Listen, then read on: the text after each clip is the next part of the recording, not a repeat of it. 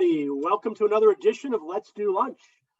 Today is our Rise of the NFT Day. It's one of our hot series that we run week to week, and we have some fantastic guests on the show today. Before I introduce our guests, let me ask each of you to introduce yourselves. So you can go to the bottom nav, open up the chat, and go to the drop down and change it to everyone. And we'd love to hear who's in the house. So please introduce yourself. You're welcome to drop in a little bit about yourself, places where people can reach you, whether it's LinkedIn or what have you. And it's a great place to comment throughout the show today. Also, if you have questions for the panel today, please put them in the Q&A area just to the left of the chat. And we'll try to get to as many questions as we can throughout the show. My name is Ned Sherman. I'm a partner of Nat Phelps & Phillips, where I head our digital transactions unit. And I'm also a co-founder of Digital Media Wire, the producer of Let's Do Lunch. Now, without further ado, let me introduce our speakers. Brett Claywell is co-founder of SOLIS. Welcome, Brett. Hi, Ned. Thanks for having me. Yeah, great to have you on the show. And Brendan Kauwe is also a co-founder of SOLIS. Brendan, great to have you here. Hi, Ned. Thanks for having us. And our moderator, Phil Ranta, CEO of Wormhole Labs. Phil, welcome and have a great show, guys. Hello. Thank you so much, Ned. And thank you, everybody, for tuning in again to another Let's Do Lunch. It's now been a year and 2 months that we've been doing these. And thank you all for staying engaged and jumping in. We're giving some time for people to jump into the room. So before we get started, it's such an incredible honor to bring in Brett and Brendan, co-founders of SOLIS, here with us today. SOLIS has some incredible projects coming up, combining Web3 and Hollywood-style storytellers. They have a recently announced film slate. They have a partnership with Polygon Studios as a technology partner, who has, of course, friend of the creator economy, Ryan Wyatt, as their CEO.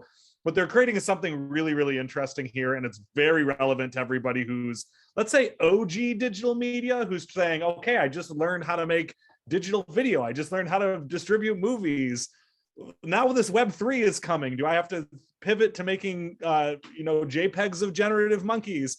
I feel like Brendan and Brett have a really good point of view. But before we get started, as we always do, a little bit of house cleaning. Please make sure to introduce yourself in the comments. Please make sure to keep the Q&A in the Q&A tab. It's very hard to be able to pull out from the comments.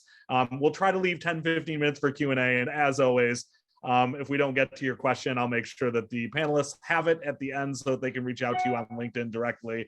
And as always, here are some headlines for the past week in NFTs.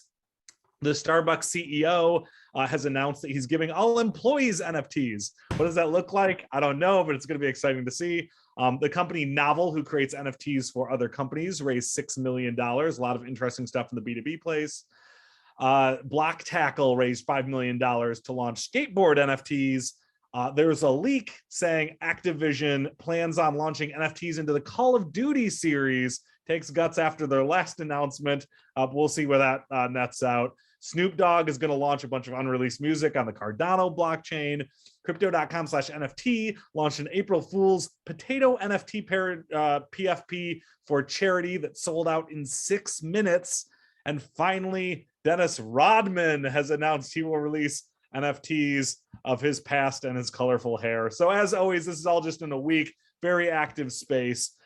Before we get started into the official questioning, I ask this to everybody who jumps on Let's Do Lunch, Rise of the NFTs. Brett and Brendan, how would you define NFTs? I mean, I guess I'll go first. Brendan probably have a little more complex answer. I think it's just a token that can represent ownership of a unique item. That item, I think, is what we're getting creative about. That item can be anything from engagement to physical to digital. And that's what we're really excited about exploring. Yeah, and we'll keep it really simple for the audience. The versatility of NFTs is what's really obviously appealing for us as a company and our use cases, which we'll talk about, I'm sure, later in the call, Phil, as well. And for the audience, by way of contrast, the fungibility aspect of, other tokens like Bitcoin, for example, really means you're just, able to trade that for like rather than uniqueness. Absolutely. I love it. So Brett, let's start with you. I've known Humble House for a long time as a studio that does really cool modern content with Hollywood celebs, major brands, cool non-scripted stuff. Now with SOLIS, everything is Web3, from your messaging on your website all the way through. Can you talk a little bit about why you made that career switch? I think we look at it not so much as a switch, as a progression. For the past 10 years, I've been creating live stream content that allows literally hundreds of celebrities, musicians, talent, actors that we've worked with to directly engage with their communities, to raise funds for worthy causes, to create the content that they want to create, to tell the stories they want to tell. When we did the Goonies live stream, for example, you could donate directly, and this is this is 2020. You could donate directly to own Sean Astin's Inhaler live during the show. You could donate to own Josh Brolin's bandana live during the show. So we've already been creating these type of engagements with communities. I think Web3 is just a natural progression to create additional layers of engagement, potentially before the production even begins, even after the production is over. So I think it's not necessarily a switch. I think it's just the natural progression of what we've already been doing. I love it. I love it. And Brendan, you hit it hard from the other angle. You had deep, deep experience in the financial sector, including venture capital. And then in your career, even before this, you went really hard into blockchain. What prompted you to kind of make that transition in your career? Yeah, again, Phil, it probably was quite similar to what Brett was saying. It wasn't, I don't think, more of a natural transition. I've always been a bit of a tech head by heart in any case. I'm a sound engineer, spent a lot of time in the music industry, producing and publishing. So blockchain as a technology, as we appreciate, is so versatile, and it's really applicable to what we're doing, I suppose, in Web 2 in terms of, artist engagement, or how we're, trying to increase audience participation, promoting ourselves. All these elements now are tools of what we're seeing now in blockchain and Web3. Fast forwarding now, we're probably reversing now to the last decade. Spent a lot of time obviously in the financial sector, and again, that was all technology focused. So through that period, looking at identifying startup companies, pre-financing them, and taking them all the way through to public listings here in Australia and the US. So that really allowed me to sort of see some of the genesis of some of the blockchain technologies. And then about 2014, because obviously being in the capital market space, looking to how to apply these technologies to what we were doing in fintech. So really some of the first incarnations of decentralized finance, taking that company public, being an early public listed company in 2015. And all that, I think, backgrounds really allowed both Brett and myself to have, really solid foundation, both coming from respective technology backgrounds, entertainment backgrounds, really now using the tools we have in Web3 and blockchain as a really versatile, obviously, technology to apply it to what we've been doing as a business. And that's for Humble House, SOLIS Studios, and obviously SOLIS Labs being the extension of how we're bridging some of our existing businesses together. I love it. I love it. Now, to take a very broad view of your ecosystem, SOLIS on the website describes itself as an entertainment-focused, token-based ecosystem. Now, for those of us who kind of live, breathe cryptocurrency NFTs, that is an intuitive way to describe it. But for the uninitiated out there, what exactly does that mean? Look, I think in terms of ecosystem, we're really talking about the collective of our companies. So we have obviously SOLIS Studios, which we've announced our film slate to. That's helping filmmakers build their communities and allow participation in stories. Obviously, we have Humble House as well, which is just continuing to allow live television and other ways of directly engaging with talent. And then we have SOLIS Labs, which we've obviously been developing over the last couple of years now. And that's really bridging how we work as a collective group of companies and allowing, I think, participation both from communities and what we're doing internally within our own ecosystem. But when we talk about ecosystem too, it allows us as a group company or even individual subsidiaries to have that benefit flow through to other decentralized partners moving forward, being metaverse companies, being streaming companies. Really, trying to allow ourselves to, be part of that broader ecosystem beyond ourselves. I think a really, to oversimplify it, Phil, I think a really easy way to describe it is we can use our token, our partners, our talent, our communities can use our token to finance content. And then we can use that content to build community. We can drive that community to our marketplace to engage with the content in ways like never before, which then recycles back to raising the value of the token. So it's really about this cyclical way of creating a self-fulfilling ecosystem that allows us to create and gives power back to the communities and power back to the talent to tell the stories that maybe might not have found a way to be told before. I love that. It's the best of Web3, right? A little bit of community building, a little bit of allowing the people to invest, a little bit of everybody getting to participate, but at the end, building something bigger than what could have been built through traditional means. That's very cool. And this all is kind of built on this idea of a token, as you talked about. And Brendan, your background is so much about tokenomics. For those of you who think a token is just a Web3 way to say currency or fiat, can you tell us a little bit more about the utility behind the SOLIS token? Yeah, so I mean, obviously, a lot of crypto companies or currencies are used as currency and speculation. But really, I suppose the foundation of our tokenomics goes back to our existing businesses. We really have, I suppose, coined and adopted an engage to earn style of model. So it's really allowing, again, different levels of interaction, engagement, participation between the audiences, viewers, and allowing us, as Brett mentioned earlier in the call, to have interaction from pre-financing films, if we're talking about financial elements of things, engaging with content through its inception, through its development, through its promoting, and then obviously allowing us, because we're IP creators and content creators, having audiences who are already excited about what we're going to, release, be it a feature film, be it, a live streaming or television that Humble's creating. So the tokenomics really, without going into the nitty gritty detail, really stems from that engagement between people who are holding the token, who are speculative on the token, and how that interacts with our internal community and ecosystem. But as we briefly mentioned, allowing us to be a conduit between other decentralized partners moving forward. If we're pushing content to, again, a metaverse partner, we've got really exciting ways of actually engaging with the audiences on both sides of the partnership and allowing rewards and participation to stem from that as well. Very cool, very cool. And just a quick note to everybody in the chat. See a lot of friends of Let's Do Lunch and Rise of the NFTs out there. Make sure that you're popping your questions into the Q&A section. We're going to have plenty of time for that. So if you have any questions about bridging this Hollywood and tokenomics model and NFT model and bringing it all together into the future of what entertainment's going to look like, we could not have two better guests. So feel free to take advantage. Regulation, everybody's favorite thing to talk about in this space. It's starting to scrutinize NFTs, NFT marketplaces. You're seeing a lot of think pieces. You're seeing a lot of wild guesses from editorial columns on 24-hour news channels. Do you see this as being an issue or detrimental to Solis's business model? No, look, I think it's inevitable. We embrace it. Saw it back in 2014, 2015 when regulators didn't really know about cryptocurrency and blockchain. And then obviously with any, cutting edge industry or groundbreaking technologies, there's going to be uncertainty from regulatory bodies.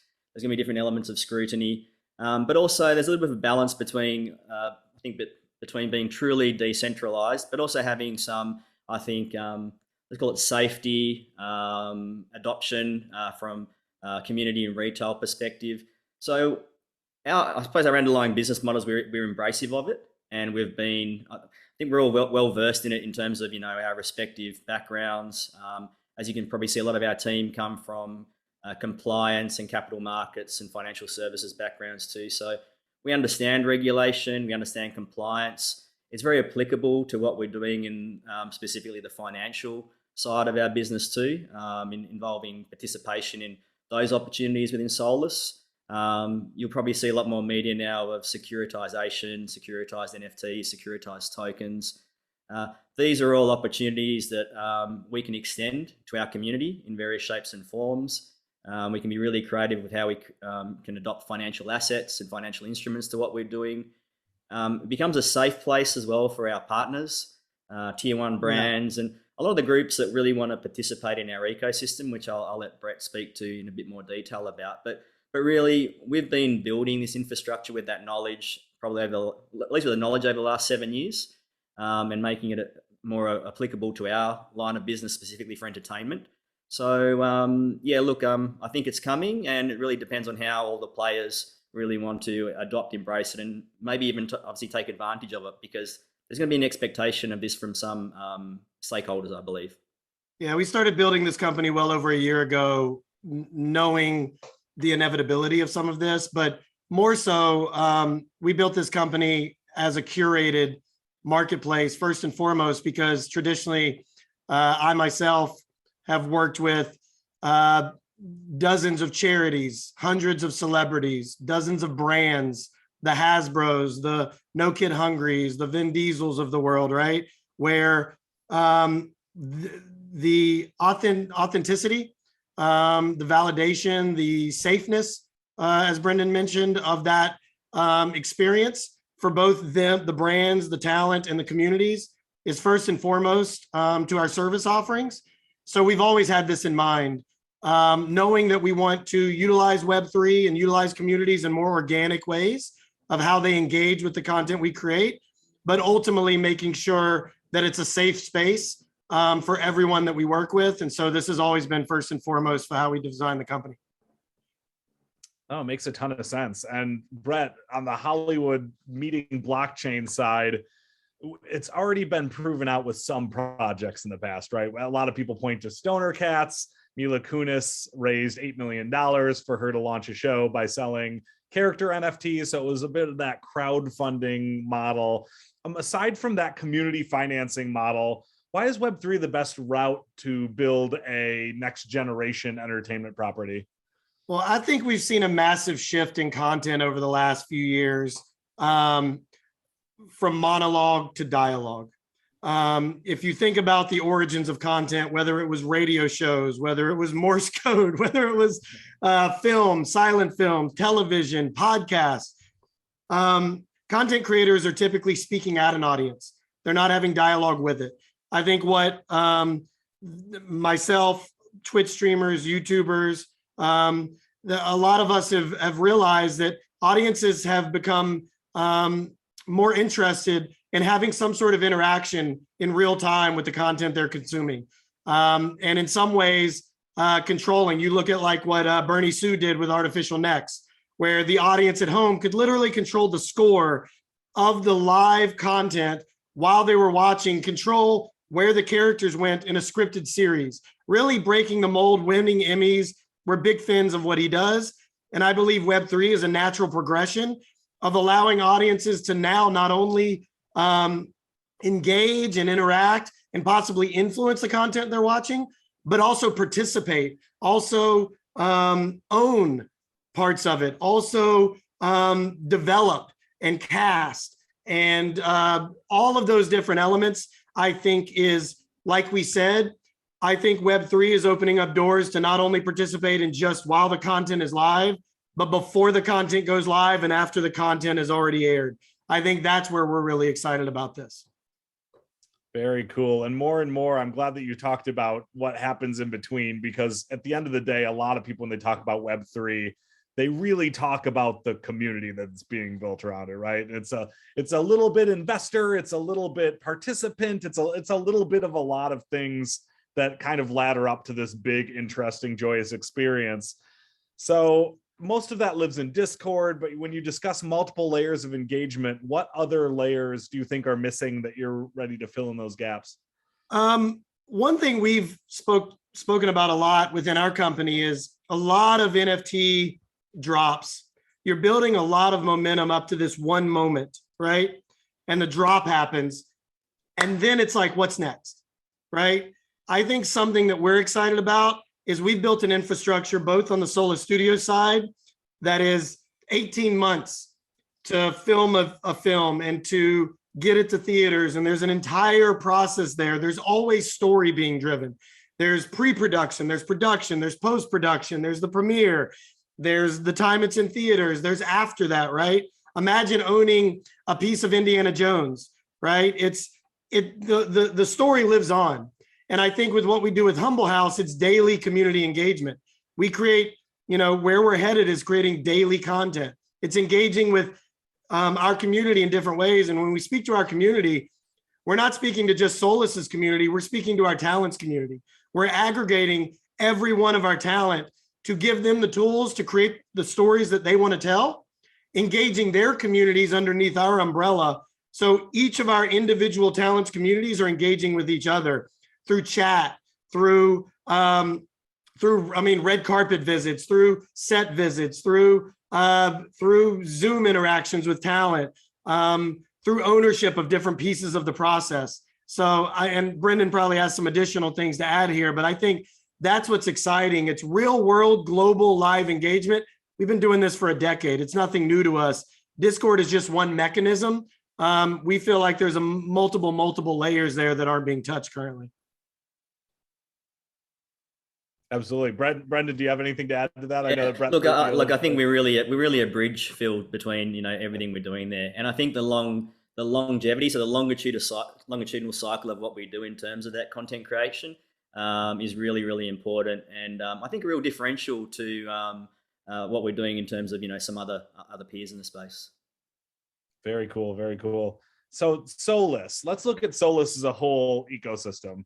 So there's SOLIS Labs, there's SOLIS Studios, and there's Humble House. And we know that Humble House is creating impact-driven, non-scripted premium content. Humble House has already been doing that. But what are the other two, SOLIS Labs and SOLIS Studios? Where's the point of differentiation there, and what do each one of those do? So I'll set it up, and then Brendan, I'll let you kind of dig into SOLIS Labs because that's your side. So Humble House is our TV and digital side. Digital, we were known for doing the live stream theater series, which we did the Goonies live stream for No Kid Hungry. We did the Dazed and Confused live stream. We did the Rocky Horror live stream. We did the Adam Sandler Steve Buscemi reunion. We just did the Fox Soul Christmas special that aired nationwide on Fox with the Poetry Lounge. So we do digital daily content, engaging with creators to create daily or weekly engagement with their communities, mostly live stream. SOLIS Studios is our feature film side. We see Web3 as a really beautiful way to start to give ownership back to talent in the feature film division, really starting to greenlight stories that our community, that the world, Coda just won Best Picture at the Oscars, right? That's a niche film. We feel like more of those films need to surface. More of those stories need to be told in the feature film side. And we know a long list of talent that have ideas and have concepts. We're going to allow them to engage with their communities to finance those concepts and develop those and produce those, utilizing SOLIS Labs, which is our technology play that Brendan can talk to. Yeah, and SOLIS Labs is literally the tools behind some of these opportunities too. So it's additive and complementary to everything that we're doing as an existing business with Humble and SOLIS Studios. So it's new opportunities to monetize, allow for that engagement to happen between the communities. And it's complementary to what we're doing in traditional distribution and revenue generation in the entertainment space. We've sort of divided up into two different opportunities, which are complementary in obviously most ways, but can be utilized differently by ourselves internally or with any of our partnerships or production partnerships we work with. SOLIS's marketplace allows that direct access and purchase. As we mentioned, securitization to this moving forward. That's really a place where the audiences and fans can, get direct access to these assets. They could be physical, they could be experienced, they could be something which is more a long-term interest in terms of maybe financial applications as well. And then we have SOLIS, the token aspect of things, which we spoke about a little earlier in the call, Phil, which is really the fluid and the veins between everything we're doing and being that bridge again between not just what we're doing internally, being an extension of SOLIS's marketplace in a different way, in a unique way, but really allowing us as we put more and more content into the world, into other ecosystems, being that way of allowing brands to interact, our partners to interact, our audience to interact, and again doing that in utilizing what we've all got at our doorstep now, really sophisticated, transparent, safe, secure technologies to allow everyone to participate on even keel. Very cool. Very cool. And Digital Media Wire just put it inside the comments, but another reminder, Q&A is coming up. Don't be afraid. Jump into the Q&A box. Feel free to ask any question. I couldn't think of better leaders in the space to answer the kind of where Hollywood is going questions about Web3. So, and I know, Brett, you mentioned Coda and it being, you know, a film that a lot of studio executives would probably have turned their nose up at. I've been in the rooms where that's happened before, so we all know that happens quite a bit. Beautiful film, niche film, led to one of the best actor speeches I've ever seen, one of the best Oscar moments that everybody immediately forgot about when everybody was doing the sign for applauding. Yep. If you missed it because you only saw the news about the other thing, go back and watch. It's a beautiful moment. Beautiful. But you talked about finding more of those unique voices. So I'd love to know a little bit about how projects are chosen for this initiative. Is it very close to the Hollywood system where Web3 asks more of an accelerator, or is that something that just the gatekeeper way won't function in this kind of Web3 world? Well, I think it's a case by case basis, right? I think early on we may have different motivations than we do as we progress. I think one, you know, I see us choosing content and partners. We want to really work with partners that have their own communities in a way as we begin, and are looking for ways to engage that community. I mean, there's lots I've known, you know, not trying to name drop, but like I've known Michael B. Jordan since 2006 when we were playing basketball together, right? He's a success story where he's developed his own production company. He's greenlighting his own content. He's doing a great job. There's a lot of other talent out there that have just as strong communities that don't have their own production company, that don't have their own route to develop and start to own their own content. I think a story I often tell is when I was an actor, I was on One Life to Live. I was pre-nominated for an Emmy. I walk into the office to turn in my Emmy reel, and that was the day I lost my job. So even at the height of my performance, I wasn't in control of my own career.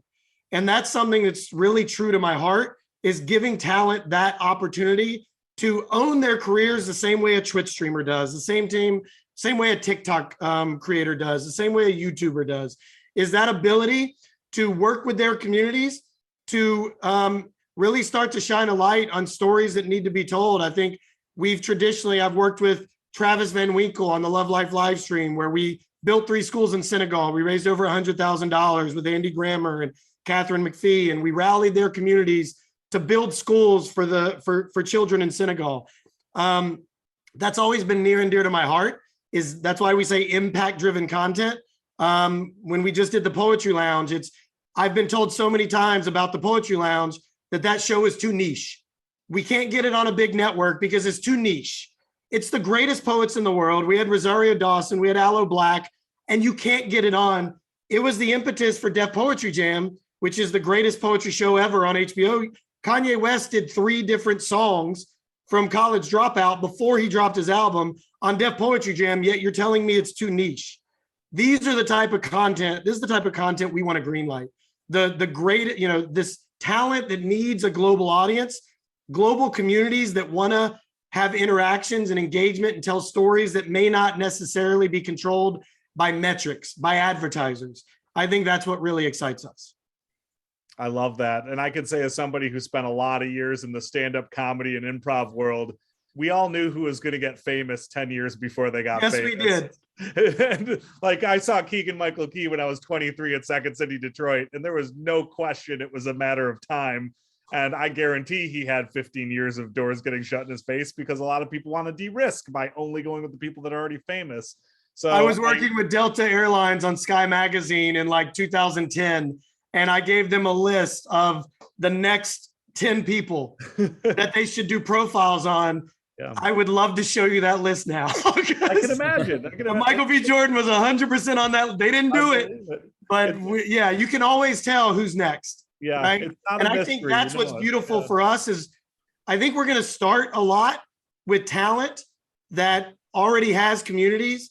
I think our dream is discovering new talent and allowing our communities to help rise to the surface, storytellers that may not have cracked into Hollywood yet, because that is really difficult.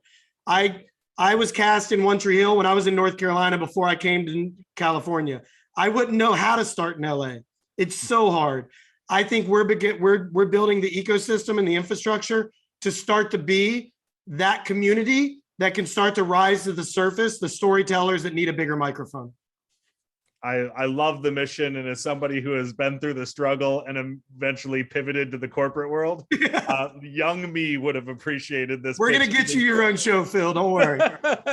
I'll need to brush up on my stage patter, but yeah. So you've now been into the market for a while. You've been talking about Hollywood projects. You've been talking to Web3 companies. So let's play a little game that I like to call Skeptical Film Studio. So if I was the kind of person who was very on in a meeting about SOLIS, like sometimes you'll hear the same thing over and over again, where people say, I just don't know if Web3 is going to be a thing. I can't take that risk. This project is very near and dear to me. And if I were to give it to a Web3 company, then if Web3 goes away, then what happens to my coda or my, next beautiful project? How do you respond to that skepticism? I laugh a little bit when you ask that, because I have very strong memories of in 2008, I went to school for architecture. I'll preface it with that. That's my background. We designed what we called a multi-purpose entertainment facility. And we started walking around LA and pitching. We threw an event January 11th, 2011. We had Snoop and Zac Efron and Chris Evans and Michael Strahan. And we had Rampage Jackson playing UFC fighting in front of 800 people against Mike the Miz, the WWE champ against the UFC champ. We were on E! News, Access Hollywood, Entertainment Tonight. This is January 2011. I walked into the biggest agencies in the city, and they literally told me, quote, "Nobody's ever going to watch people play video games." That was what I was told. And now they tell me, wow, you actually designed the world's first esports arena. It just wasn't even called that at that point. And then Twitch launched in 2011. And we pivoted and we co-founded Tiltify, and we started building that. And then we raised $100,000 with the cast of Furious 7 for Paul Walker's charity with Vin and Tyrese and Michelle, with laptops and a webcam. And we had Tyrese holding a webcam, like biggest stars in the world, raising money through webcams. So multiple stages of our career, we have gone against the norm, and we've been told how this isn't going to work. Because the studios, and they're slow to change. They're slow to evolve. They're comfortable in their space. They know where their money is. They want to keep their money there. I think that's okay with us, because we're okay to lead the charge. We've done it before. Brendan helped take one of the first blockchain companies public in Australia in 2015. Like, we've been ahead of the curve. So when I say that, I would honestly say there are metrics out there. Let me introduce you to some content. Let me show you what you may not be familiar with. Let me show you what it's like when a community starts getting excited about a goal and content we're creating in real time, and you start seeing the community start advocating for each other in real time globally in 200 countries around the world to achieve a goal collectively together. We can harness that power and start applying it to all different forms of content now. And I think we understand that expertise. I've typically worked with communities to convert viewers into donors. Now we're simply converting viewers into owners. And I think we already understand the mechanisms, and we're excited to hold people's hands and guide them through this process. Yeah, and SOLIS Labs, Phil, is building, the infrastructure. We're the picks and shovels. We're there when people, slowly start to understand the space a little bit more and want to adopt it as they see, moving forward. And it's complementary, to, let's call it, some of the more historical applications there. So it's like, when Web3 was out, or when MP3s first came out, there was always that, barrier of entry, barriers to adoption. And then, the iPod came out and it became mainstream, and people then suddenly knew how to utilize the technology. And we are sort of in that same, I think, timeline right now with NFTs, where, on the back of digital art, it's allowing, communities, retail, people to actually firstly understand the technologies, test it, start to embrace it, and then all the other extensions of that just naturally flow. So I think it's safe to say Web3 is not going to go away. It's just really in what ways people want to adopt it, how quickly. And obviously, it does take a bit more time for the larger institutions to, adopt that as well, from obviously historical mindset, historical infrastructure, and just time to actually literally logistically embrace some of these opportunities as well. Cool. And speaking of Fast and Furious from earlier, the questions are coming in Fast and Furious. So I'll just ask one more question, then we'll go to the Q&A. Let's talk about NFTs. This is Rise of the NFTs, and I feel like I've been dodging the question. It's a hot topic. Any teasers about your plays there, or what you've got in the back burner, or what are we going to see on the NFT front from SOLIS? Ooh, look, we're really excited about the next 6 months. We've got a lot of, I think, really exciting, impactful public announcements to make, both from content, from partnerships, from infrastructure. So without being able to say too much at this point in time, look, we're really excited where SOLIS is heading over the next 6 months and moving forward. Yeah, if you saw the Variety article, we announced our upcoming film slate, 4 to 6 films with Defiant Studios and Kodiak Pictures. Kodiak was part of Chicago 7. Kodiak was part of Bloodshot. We can't announce some of the talent and that's involved with that yet, but we see some really organic ways that we're going to be able to allow the community to participate in some legitimate Hollywood productions. And then on the Humble House side, it's really, I would just say, without giving away too much, we really are excited in further ingratiating our communities with the entire process. And not only before we start our first production, but well after, creating value for the fans of the stories we tell. And Phil, cool. I think what we can say is, one of our first in company, so SOLIS NFT launches, is going to be one which is really, we think, going to be exciting for our community and audience to get involved with, and will hopefully allow them to really have a different level of opportunity with SOLIS and our ecosystem.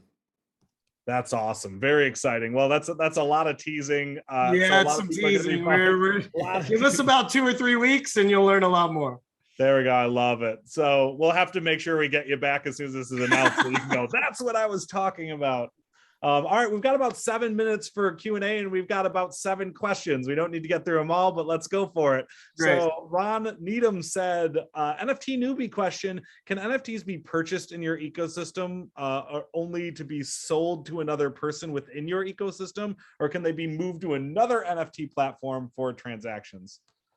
Yeah, that's a really good question. And look, I think initially we need to have some element of the way we manage within our ecosystem because of the content we create. We are a curated marketplace, but also, as we touched on, in terms of, I think, regulation as well, those which fall under that level of requirement, we'd only be able to really, work with other platforms that also had, similar ways to embrace that as well. So it's something that will unfold, I think, more and more apparently as the rest of our peers start to make some headwind in those spaces too. Yeah, the technology for cross-chain is getting there to the point where I would be shocked if any platform couldn't in 6 months just go boop and then have things move to another chain. So it's good to know. Yeah. Yeah, Darren Phillips said, are you already hearing from existing franchises about how they can convert their TV series worlds into interactive metaverse spaces that can be explored with personal NFTs? I would love to explore Stranger Things universe as one of the kids. You can already do that in the Stranger Things mobile game, which was awesome, but you guys answer the rest of it. Yeah, I think one thing I would focus on or identify up front is, one thing we identified really early on is we wanted to focus more on future IP than existing IP. We're more about how we can use our ecosystem to create new stories and to move in that direction. And we definitely have people already reaching out about some pretty awesome projects coming up that we're exploring, because we really want to engage our communities early stage and allow them to participate in the entire process. But I agree with you. I think that is an exciting, I think those conversations will evolve and will become more regular because, like you said, we would all love to explore the Stranger Things metaverse and engage in that. It's really just about the existing IP has a little bit of an issue. It's the same as when digital music started to emerge or streaming services started to emerge. It just wasn't built into the contracts that existed. So you have a lot of legal pathways that have to be explored of how that IP is going to be exploited and all the different stakeholders that are involved. So it's a little complicated. I'm sure that will be worked out project by project. But it's definitely, I think, something to just identify as we're focused more on the IP we're going to create because we can navigate those pathways from day one. And Brendan, you might have something to say on that. Yeah, no, I couldn't agree more there, right? Okay, great. Hey, I did it right. Nailed it. You guys, that's why you work together. You're so in sync on that stuff. Yeah. Judy Havas says, sounds like a hot trend and journey you're on and being pursued by many. Who would you consider to be your competitors? And what is the challenge of finding audiences for each of the company's different divisions? I would say, Brendan, maybe I'll let you talk on the competitor side. Maybe I'm a little too naive to give my answer to that. In terms of finding audiences, I think we made a really strong choice early on that we're not a platform. We are simply using our ecosystem to create content. Where that content lives is up to our partners, our talent, ourselves, if we generate it ourselves. When we did the Goonies live stream, we had 1 million live viewers, a production that we started 3 weeks ahead of time. We aired it live on YouTube, on Twitch, on Facebook, on TikTok. We're about garnering as many eyeballs as possible wherever that content can live to find its community and engage. That's great. We're simply creating the mechanisms. What we say with SOLIS, our one-liner, SOLIS is an ecosystem to finance, produce, and monetize community building IP. That's all. That's what we do. So wherever that content can find an audience, that's where we're going to push it out to. Yeah, and in terms of competitors, Phil, like there is a uniqueness to us because we are content creators, we are financiers.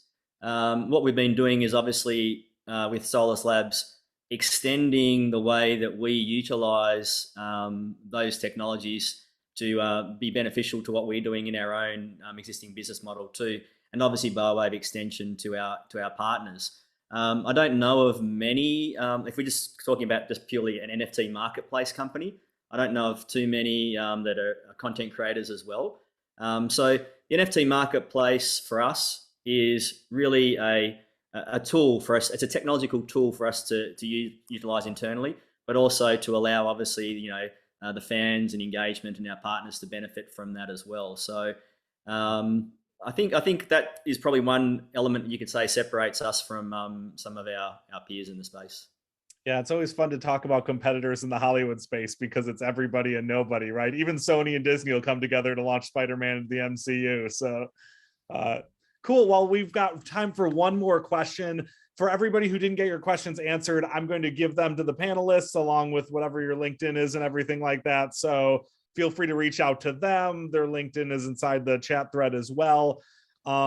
So this is kind of a big operative question. So an anonymous attendee asked, what do you do that prevents you from other larger companies taking over your business? Sometimes that's a nice opportunity discussion to have in some cases, but look, I mean, we build intellectual property portfolios. That's a real value add to us as a company moving forward. Sometimes there's a sensible home for that IP or for that package of content, be it TV shows, etc. But in terms of, I suppose, some of the know-how and team as well, there is a lot of strength in our team, in our advisors. Just looking at the advisors and team alone, they're very well decorated individuals and groundbreakers, in their own space. So I think there would be people that would want to be approached and poached and acquired by bigger and better companies. And I would simply say, look, I've been in Hollywood for 20 years. I was in front of camera for 10 years as an actor. I've been behind camera. Previous company I co-founded that they're doing amazing work, have raised hundreds of millions of dollars for charity. I've been a service provider for talent for a decade now. You can't take my relationships. you can't take the work that I already do. It's not like we're starting this from scratch. It's just a continuation of what we already do. The track record speaks for itself. So, and you also can't take my ideas. Trust me, I'm not telling everybody everything on this. We're smart enough for that. So I think you'll see over the next few weeks and months how we're further differentiating ourselves. Where we literally, I don't necessarily normally call talent to ask them to do something for me. They call me to ask me to help them. And that's because these have been personal relationships for a long time. And I think what we're doing now is only amplifying the tools that we have to provide the services that we already have provided. So feel really comfortable, knock on wood, saying I wish every other quote unquote competitor in the space, I wish them good fortune with what they're already doing. I want us all to be successful. But I know what I know, and Brendan knows what he knows, and our expertise is our expertise.